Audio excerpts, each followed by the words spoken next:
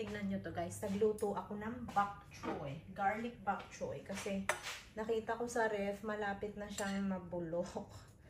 Eh, nagugutom ako. Kaya, ginisa ko siya sa garlic. Kaya ito ang aking snack. Titikman natin kung masarap. Inano ko lang, butter, garlic, tapos salt and pepper. So, titikman natin. Oh my God, I'm so excited. Ang init pa eh.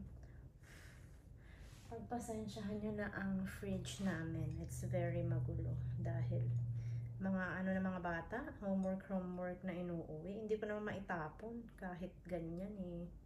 Paano mo maitatapon yan? Kaya isang box na yung ganyan namin. Puro mga art nila sa school. Ano na?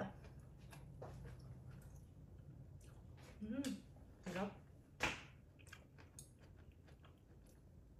Ganito mga gusto kong pinagkakakain. Parang, alam mo yung instead na mga, dati mahilig ako sa mga kung ano-anong snack eh. Ngayon parang gusto ko lagi gulay-gulay. Ewan ko ba? Parang pag tumatanda ka ata, ganun na yung mga effect. Parang mas magaan sa pakiramdam. Hindi pala sa magaan sa tiyan. Parang hindi mo kailangan i-digest ng tiyan mo masyado yung mga kinakain mo. Ganito lang gulay-gulay. Solve na ako. Masarap siya, promise.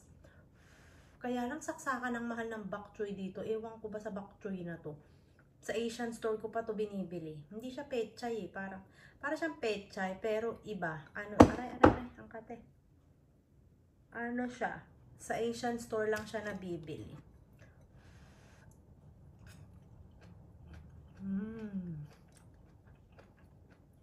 It's so good. Tapos mga pieces ng garlic. Masarap. Ito lang busog na ako. Tapos ito pa.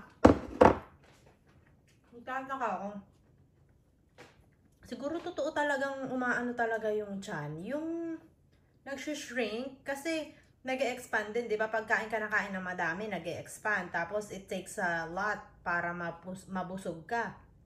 Kasi ngayon, so pag nagkakakain ako, ganyan, gutom ako. Tapos konting kain ko lang, busog na ako. Yung parang takaw mata ka. Kaya lang, hindi na talaga kaya ng tiyan ko. Para siyang lumiit. Kasi yung mga kinakain ko, puro ganto-ganto. Tapos ang bilis ko na mabusog. Kaya parang kahit gusto ko pang kumain. Alam mo yung appetite mo? Ganang-gana. Pero yung tiyan mo talaga, busog na. Kaya lately, ganito lang talaga pinagkakakain ko. Nasusolve naman ako.